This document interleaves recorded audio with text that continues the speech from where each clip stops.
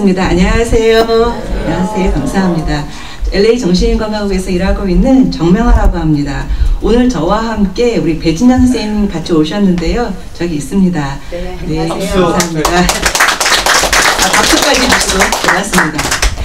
예, 오늘 저희가 끝나고 나면요, 이 강의가 끝나고 나면 여러분들한테 저희가 설문지를 부탁을 드릴 거예요. 그럼 설문지 좀 부탁을 드릴게요.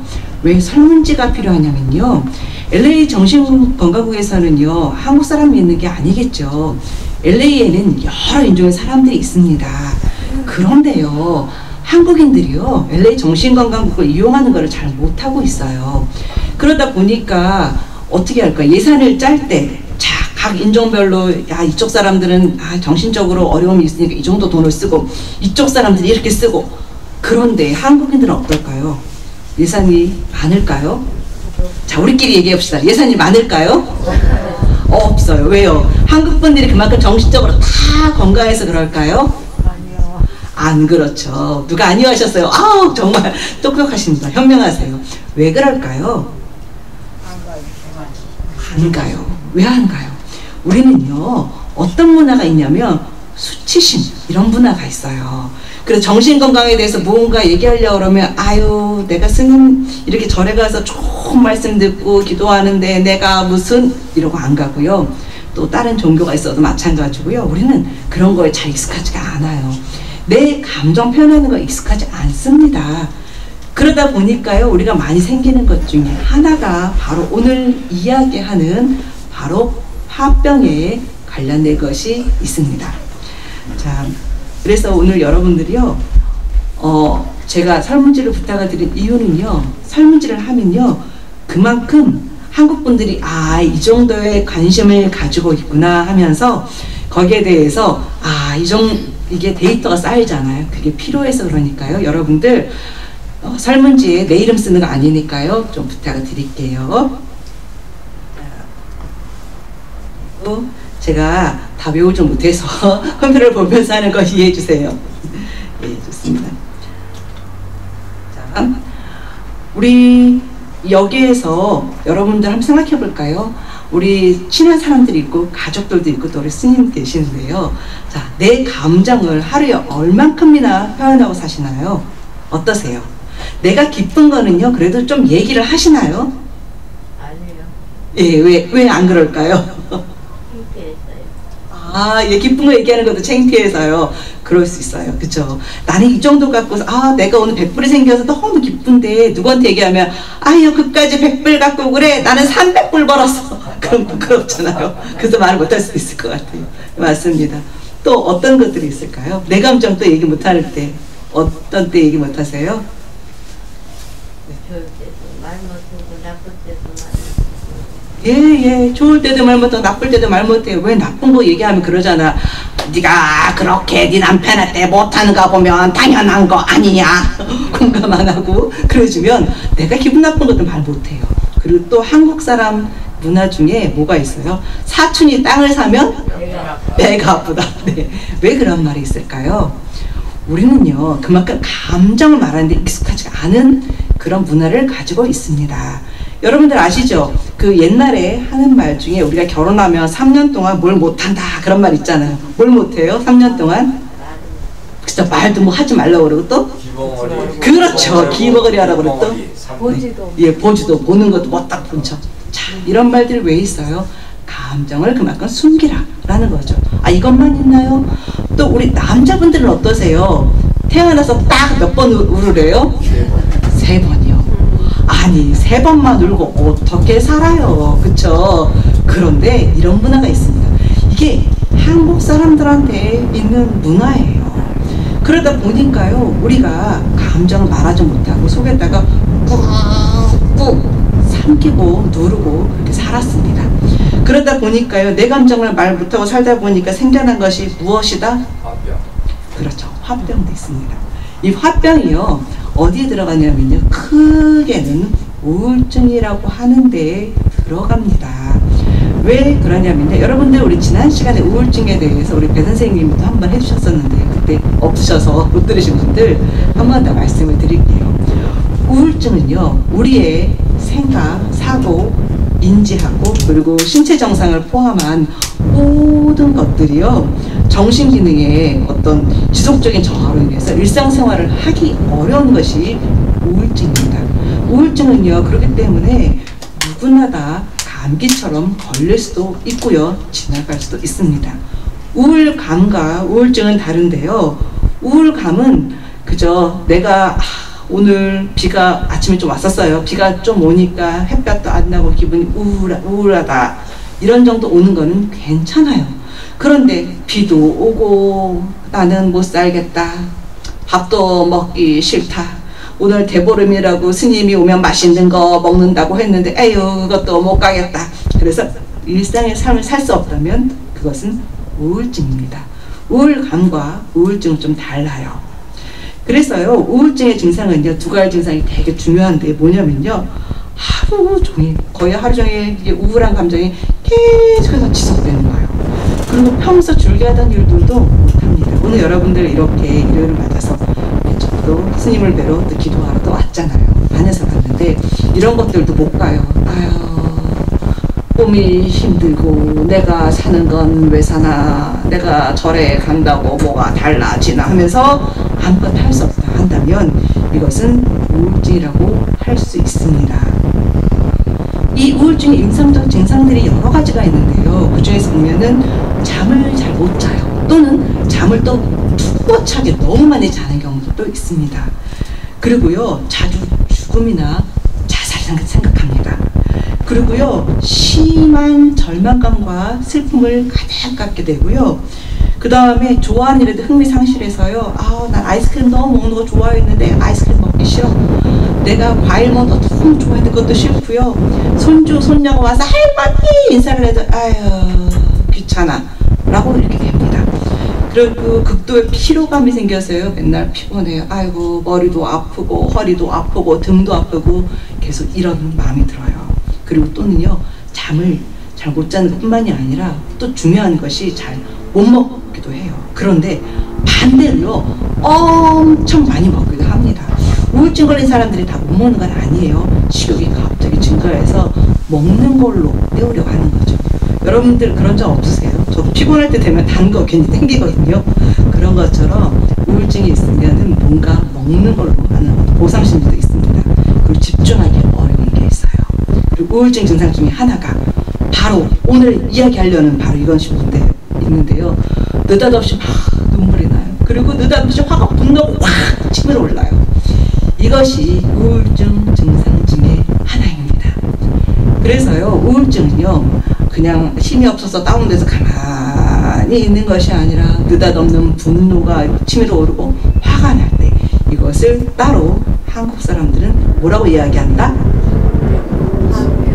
오늘 하는 주제에 뭐였었죠? 화병. 그렇죠. 화병이라고 얘기하는 것이 있습니다. 그렇기 때문에 우울증의 증상 중에 하나인데요. 이 화병은요 어느 날 갑자기 생긴 말이 아닙니다. 이것은요 예전에 그 사도세자 이야기 다 아시죠? 사도세자가 어떻게 됐어요? 그때 뒤전에 죽었었죠. 그랬었습니다. 그런데요 그때의 기록을 보면요 그 사도세자의 부인이 쓴 기록이 있습니다. 한중록이라는 기록에 보면 뭐라고 나와 있냐면요 제가 여기 나온 걸 한번 읽어 드릴게요. 뭐라고 있었냐면 사도세자의 병세를 언급할 때 나온 말인데요. 조선왕조 신록을 보면요 세자한테는 두려워하는 병이 있었는데 세자 자신은 화병이라고 했으나 영조는 차라리 발광이라고 했고 사관의 말로는 증이라고 말했는데요. 본성을 잇는다고 했습니다. 증이 일어나면요. 그러니까 이 화병이란 말은요 오늘날 현대에 갑자기 생긴 말이 아니라 그 예전부터 쓰여있던 말이라고 볼 수 있습니다. 그런데 이 사도세자 얘기를 오늘 하려는 건 아닌데요. 이 여기 보면 사도세자에 대해서 병증에 대해서 바라보는 관점이 서로 달랐다고 이렇게 나와 있네요. 그래서 이 화병 옛날부터 있었단 말인데요. 화병을 지금 어떻게 얘기하냐면요. 스트레스가 오랜 시간 누적되어서 나타나는 구체적인 증상이 있는 것입니다. 그러니까 뚜렷한 스트레스 사건들이 있어요. 뭔가 내가 스트레스 받고 힘든 것들이 있는데 우리 한국 사람 문화 있잖아요. 20년 동안 말도 못하고 결혼하면 뭐 보지도 말고 뭐 이런 식의 문화들, 감정을 표현하면 안 된다고 하는 이런 문화들 때문에 참는 것이 미덕이라 생각해서 계속 꾸역꾸역 어떻게 해요? 계속해서 계속해서 참는 것입니다. 그럴 때 이것이 생겨나는 질환인데요. 이것을요, 화병이라고 하는 것이 그러면 전 세계적으로 다 있느냐? 그건 아니에요. 그래서 이걸 뭐라고 얘기하냐면요, 문화증후군이라고 얘기를 합니다. 이 문화증후군이라고 얘기하는 거는요, 독특한 어떤 문화 속에서 나타나는 것이 문화증후군이거든요. 그래서 한국 사람들은 화병이라는 문화가 있고요, 문화증후군이 있고요. 그러면 한국만 있겠나요? 자, 우리나라랑 가까운 어느 나라 있어요? 여기 미국 말고 한국으로 따지면 가까운 어느 나라가 있죠? 일본이 있죠. 일본 사람들은 어때? 그쪽도 참죠. 그쪽도 좀 그런 것이 있죠. 그래서 일본에도 독특한 문화증후군의 어떤 증세가 있다라고 보고는 있습니다. 이 문화증후군이요, 언제부터 이렇게 실제적으로 화병이 정신질적 증상으로 들어왔냐면요, 1995년도에 미국의 정신의학학회에서요, 이것을 화병을 문화증후군 질병으로 인정을 하기 시작했습니다. 그래서 화병을요, 영어로도 표기를 해요. 왜냐하면 병명이니까 표기를 해야 되잖아요. 근데 화병을요, 한국말 그대로. 그래서 HWA 그 다음에 BYUNG 화병, 화병 쓰이는 그대로. 태권도도 원래 TA에서 그대로 쓰잖아요. 똑같이 화병을 이렇게 합니다. 그래서 여러분들 화병 궁금하시면요, 영어로 찾아보면 나옵니다. 그래서 HWABYUNG 이렇습니다. 그래서 분노를 억제해서, 스트레스를 억제해서, 내 감정을 잘 말하지 못해서 생긴 분노 증후군, 우울증의 하나로 보고 있습니다. 이 화병 연구가요, 그러면 왜 이것이 연구가 되는지 궁금하시죠? 1983년도에 바로 이 LA에서요, UCLA의 교수님이 정신과 쪽의 치료를 하고 있는데 자꾸 한국 분들이 와서 정신적인 어떤 얘기를 하는데 내가 화병인가 봐요 그러는 거예요. 그래서 미국 분들이 모르시잖아요. 그래서 교수님이 이게 뭔 소리지 했는데 또 한국 분들이 와서 또 그래, 내가 화병인가 봐요 그래요. 그러니까 교수님이 이게 무슨 일이지? 왜냐하면 정신과적인 병명인 그런 병명이 없는데 한국 분들이 오시면 내가 우울해요, 내가 속이 상해요, 이것이 아니라 다 와서 그러는 거예요. 내가 화병이 나서 죽겠어요 그래요. 그래서 UCLA 교수님이 1983년도에 정신과 이웃 닥터가 그래서 이것을 연구하기 시작했습니다. 그래서요, 한국인 교포 여성들 중에서, 또 여성들입니다. 여성들 중에서 내가 화병인가 봐요 라고 얘기하는 사람 3명을 심층적으로 취재하고 이분이 연구를 하였습니다. 그래서 이 결과를요, 미국의 정신의학학회에 발표하면서 화병이 한국인들이 문화연계증후군, 아까 얘기했었죠? 이것이 아닐까라고 논문을 발표했습니다. 그리고 문제를 제기를 했어요. 그러다 보니까 미국에까지 이것이 화병이 나오네? 하면서 한국에 있는 학자들도 연구를 하고요. 그러면서 1995년에 이 화병이 정식으로 올라가게 된 거죠. 그러니까 1983년도부터 이것이 우리 화병인가 봐요 하는 LA에 우리 주민들이 있었다라는 거죠. 근데 사실 그때만 그랬을까요? 그 이전부터.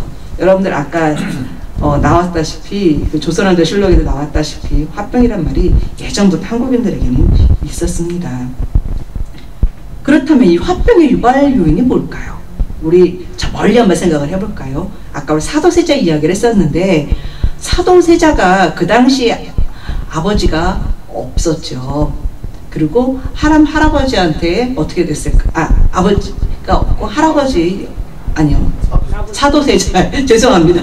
제가 이렇게 헷갈리고 있어요. 사도세자 아버지 영조한테 어땠어요? 자기가 인정을 받았나요? 인정 못 받았어요. 그러니까 속에 뭐가 쌓였을까요? 부럭부럭부럭 올라왔을 거예요. 근데 한국에서는 어때요? 이런 것을 아버지 나 왜 나를 인정을 안 해줘요? 따질 수 있었을까요? 더군다나 왕인데 못했을 거예요.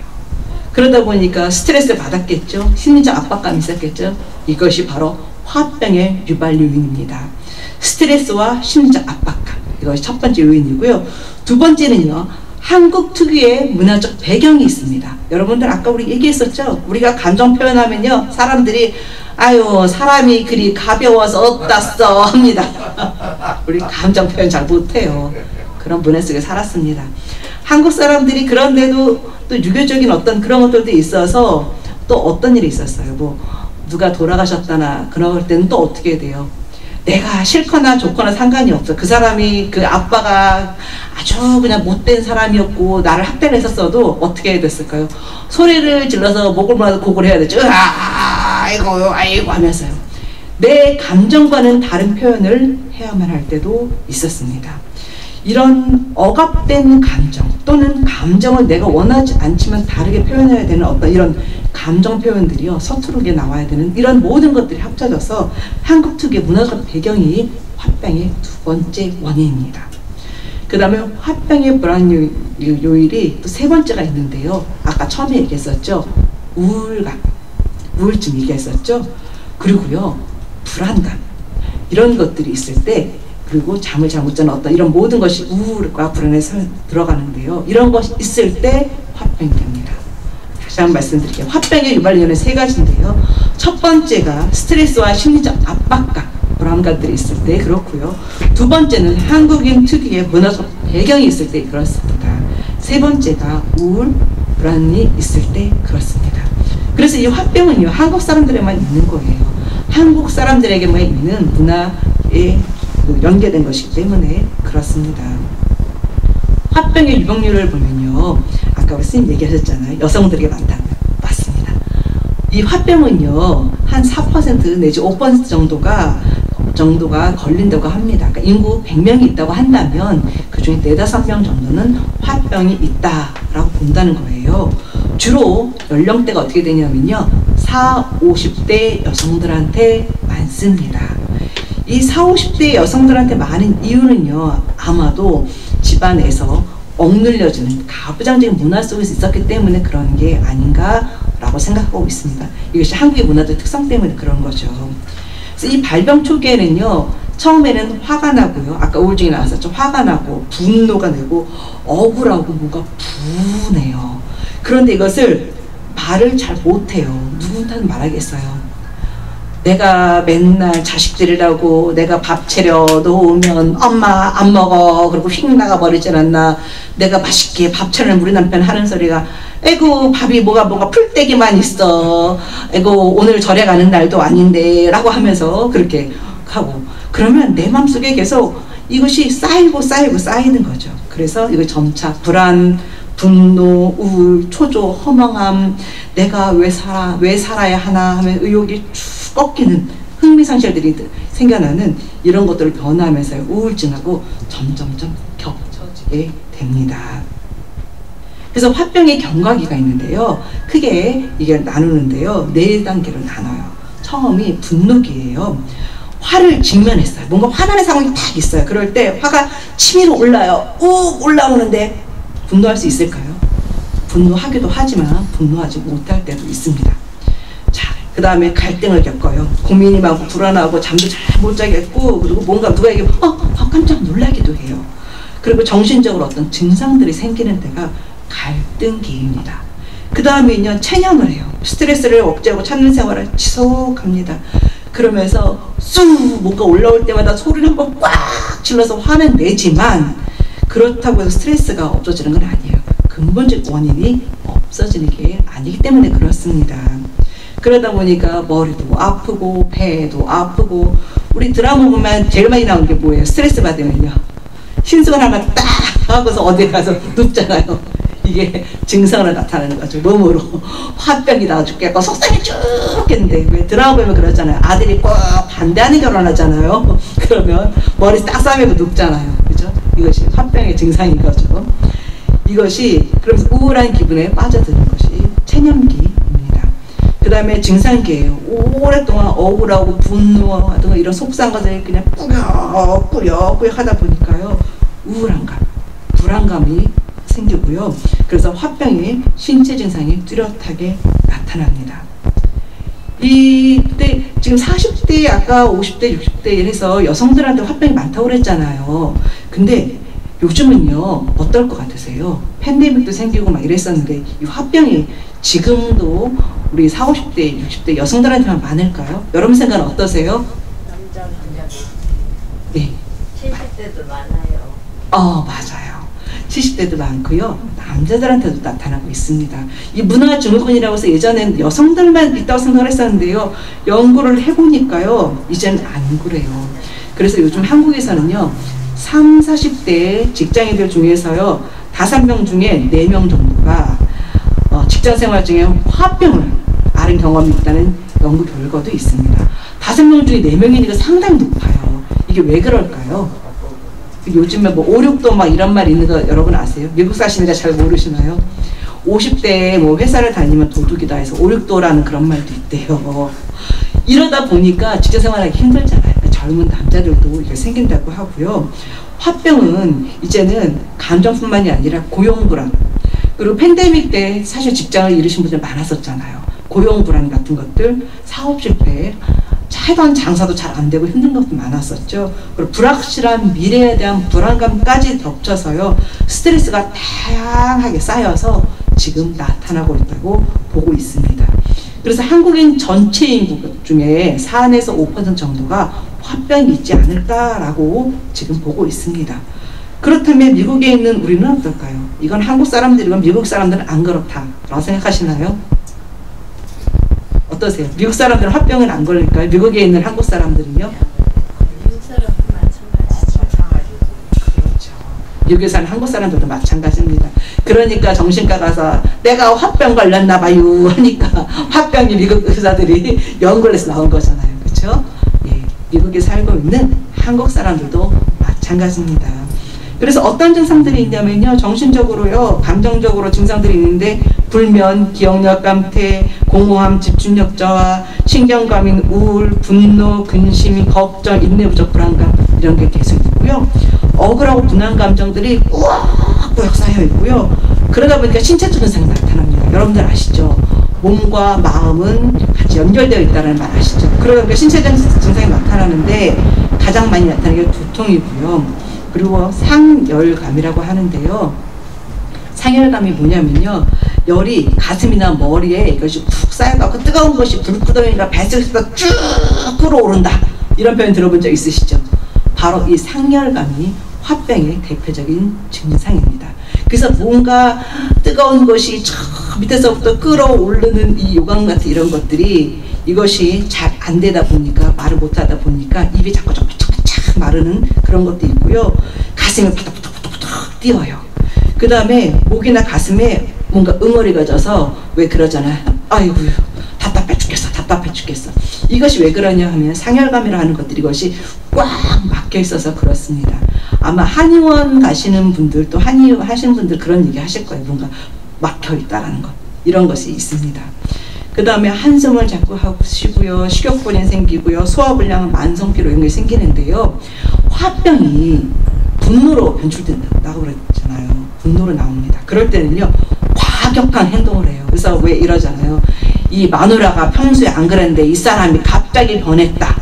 변했다고 하는 것이 화병 때문에 그래요. 과격한 분노가 치밀어 오르니까 나도 모르게 소리를 지르고 싸우게 되고 이러는 경우들이 있습니다. 이것이 다 화병의 증상들이에요. 자, 여러분들한테 화병을 진단할 수 있는 것을 한번 알려드릴게요. 내가 이 세 가지가 내가 다 있으면요 화병이거든요. 첫 번째가 가슴이 답답하거나 숨이 막히다. 있으세요? 네. 자, 있으세요. 예. 이게 화병의 증상입니다. 그 다음에 얼굴이나 가슴에 열감이 있어요. 뜨거운 것이 막 갑자기 확 화끈하고 막 이래요. 이것도 화병의 증상이에요. 세 번째, 억울하고 분한 감정이 있다. 이 세 가지가 다 있잖아요. 그러면요, 100% 화병입니다. 그리고요, 그 외에 또 얘기해 드릴게요. 이 세 가지 플러스 뭐가 있냐면요, 두통이나 어지럽다. 한번 여러분 체크해 보세요. 머릿속으로. 그 다음에 잠을 잘 못 잔다. 입이나 목이 바짝바짝 마른다. 이 세 가지 중에 하나라도 있잖아요. 그러면 이것도 화병입니다. 그 다음에 또 세 가지 또 있는데요. 급작스럽게 화가 난다. 또는 분노가 폭발하고 허무하다. 그 다음에 두렵거나 깜짝깜짝 놀란다. 이 세 가지 중에 하나가 있잖아요. 그러면 화병입니다. 제가 지금까지 얘기한 게 전체 9가지거든요. 이 9가지 중에서요 5가지가 있으면요 화병으로 진단이 됩니다. 여러분들 제가 물어보지 않을게요. 차마 오늘도 좋은 곳에서 좋은 말씀도 하고 기도도 했습니다. 아마도 화병이 아마 있다가도 싹 사라졌을 거라 생각을 하는데요. 이 9가지 중에서 5가지가 있으면 화병입니다. 그래서 이것도 진단을 해요. 왜 진단을 할까요? 진단을 해야 치료하기 때문에 그렇겠죠. 정신과에서 그 한인들을 대상으로 했을 때 정신과에서 가장 많이 나오는 진단이 뭐냐면요. 우울증과 화병입니다.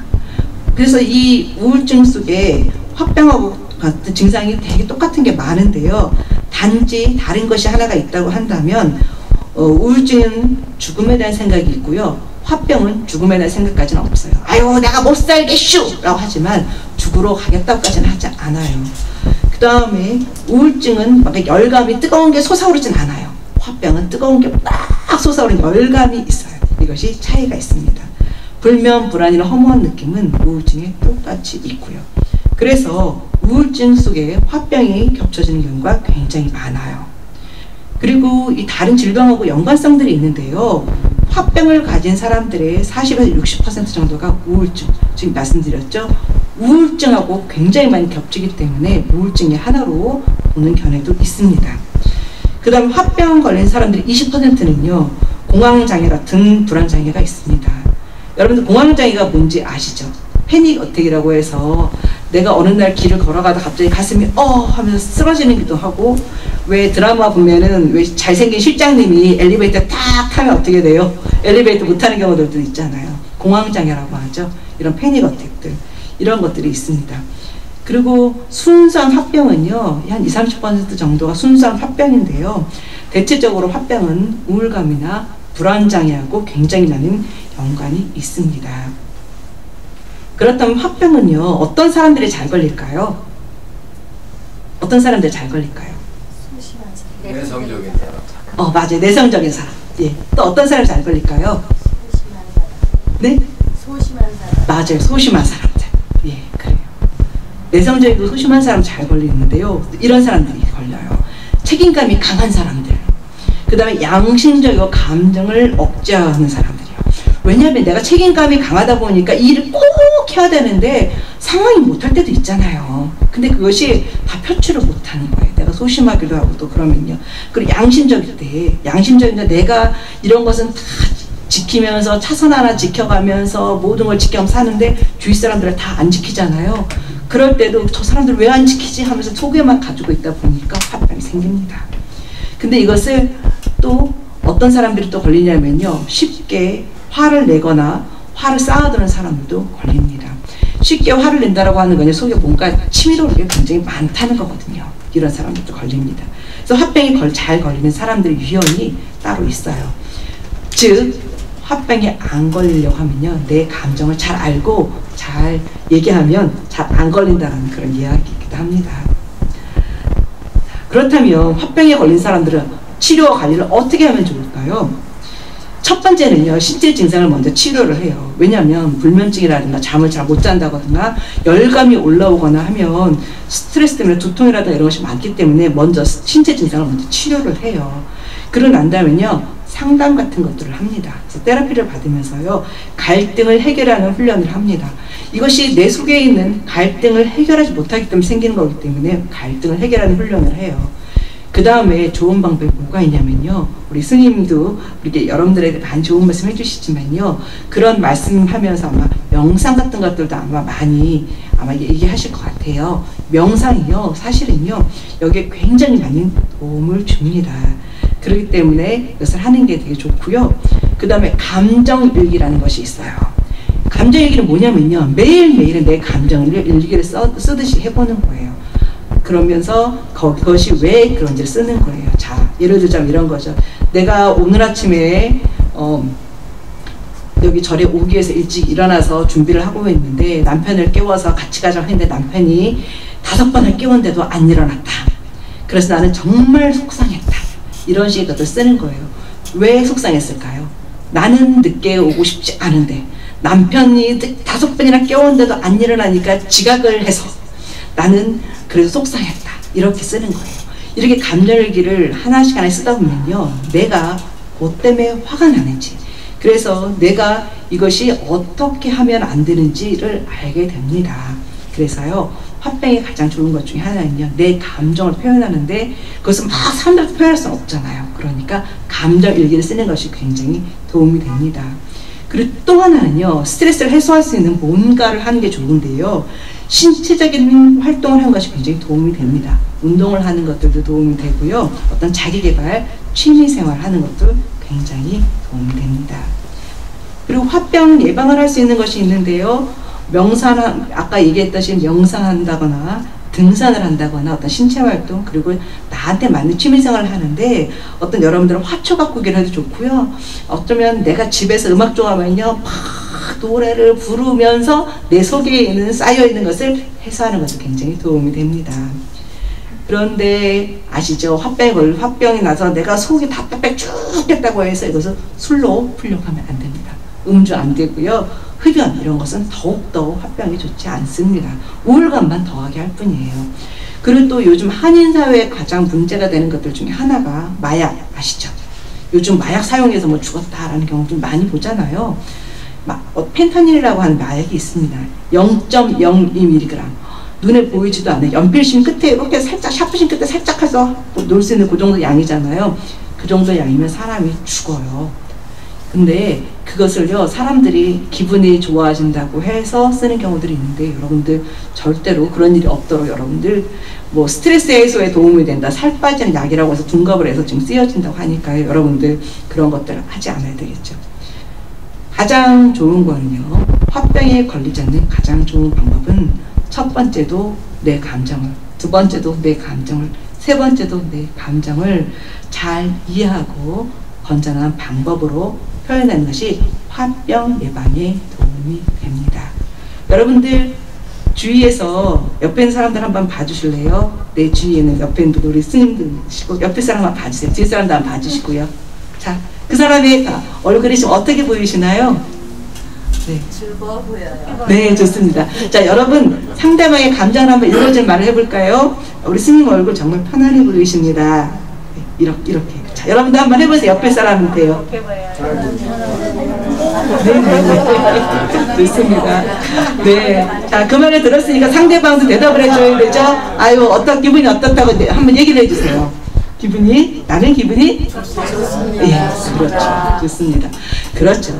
이렇게 상대방에게 내 감정을 솔직하게 얘기하고요, 상대방도 그 감정을 들었을 때 공감을 해줄 때 화병은 아마 여러분들한테 절대 오지 않을 것입니다. 오늘 강의 여기까지 할게요. 여러분 감사합니다. 그리고 마지막으로 저기 옆에 지금 우리 배 선생님이 또 나눠주실 것 같은데요. 네. 설문지 부탁드리겠습니다.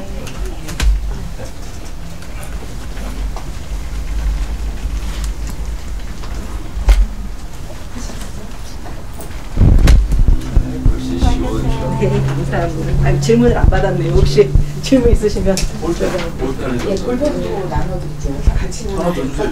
여기. 네.